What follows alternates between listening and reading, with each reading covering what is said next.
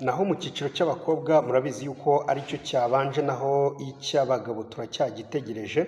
Umukobwa witwa Marilene Lusa ukomoka mu gihugu cy'Ubusuwisi niwe wegukanye umwanya wa mbere. Hagati aho rero hari n'abanyarwanda bari kuza, ariko reka tubanze tukubwire kuri uyu mukobwa wabaye umwanya wa mbere mu cyiciro cya mbere cy'abagore ku munsi wa mbere. N'ubundi murabizi yuko ino racing iri gutangira hano mu Rwanda. Uyu mukobwa rero akaba yakoresheje iminota igera muri 43 n'amasegonda hafi 09, nyine kumva ko ni amasegonda 9 atuzuye, ariko arengaho udutsiyerisi gake gakeya.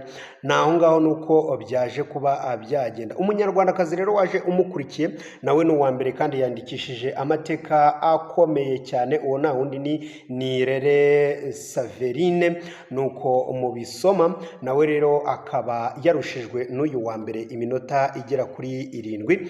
Ni bya bindi nyine twakubwira tuti uburiye umubyizi mukwiwe ntako aba atagize. N'umunyarwandakazi rero Nirere Saverine yanditse amateka akomeye cyane ku kuba umukinnyi wa mbere w'umunyarwanda ukinnye mu gikombe cy'isi cyangwa se muri shampiyona y'isi mu mukino w'amagare, cyane cyane yuko uri kubera iwabo.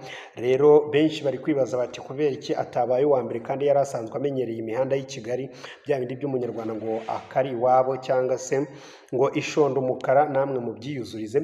Rero uyu nguyu yasiganwe mu cyiciro cy'abagore bari gusiganwa, babarirwa iminota bakoresheje batabariwe kuko bari gusiganwa n'abandi. Uyu nguyu rero yaje gukoresha iminota agera kuri 50 ndetse n'amasegonda 7 ku ntera y'ibirometero 31 n'ibice 2 mu rugendo ruva kuri BK Arena rugasoreza kuri Kigali Convention Center hano i Kimihurura.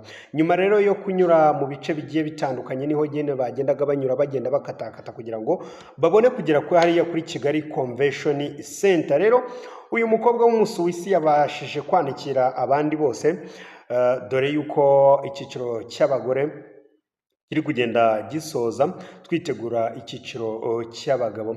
Naho iyi ngiyi ni Wasam TV show ibihakubereye kugira ngo tugende tukugezaho update zigiye ziba zihari.